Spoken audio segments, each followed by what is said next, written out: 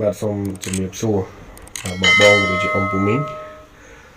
បាទថ្ងៃនេះចេញតម្រុយឲ្យអង្គពូមីងក៏ដូចជាបងបងដើម្បីយកទៅលេងផ្សងសំណាងកំសាន្តនៅក្នុង channel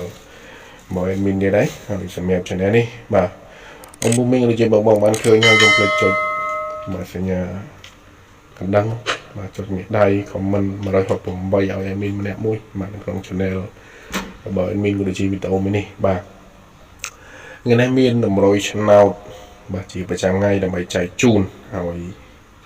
បងបងអង្គពូមីងបាទយកទៅលេងទៅហើយបាទគឺមានអុកតុងបាទមាន2លេខហើយនឹងមាន3លេខផងដែរ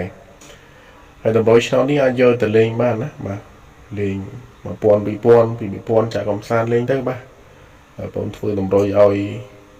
អង្គពូមីងលេងបាទយកទៅលេងទៅដើម្បីបានហេងបានលៀបដល់អស់គ្នាហើយតម្រុយនេះគឺឲ្យលេងមានម៉ោង1កន្លះម៉ោង4កន្លះម៉ោង6កន្លះខាងអង្គពូមីងក៏ដូចជាបងបងបាទលេងម៉ោងម៉ានម៉ោង4ម៉ោង1ម៉ោង6នេះយកទៅលេងទៅហើយយកទៅលេងទៅសុទ្ធតែតម្រុយដែលល្អបាទដែលច្បាស់ហើយយកទៅលេងបាទហើយចំពោះការធ្វើតម្រុយឆ្នោតជូនបាទនៅក្នុង channel របស់បងនោះគឺបងមិនចង់បានអីច្រើនទេណាបាទចង់តែឲ្យបងប្អូនយកទៅលេងដើម្បីបានហេង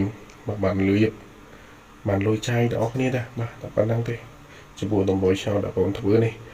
ហើយសម្រាប់វីដេអូនេះបាទក៏អត់មានអីច្រើនដែរមានតែប៉ុណ្្នឹងបាទអញ្ចឹងជាចុងក្រោយបាទជួបឲ្យបងអង្គពូមីងយកទៅលេងយកបានហេងបាទយកបានលៀបដល់អស់គ្នាបាទខ្ញុំសូមអរគុណសូមជំរាបលា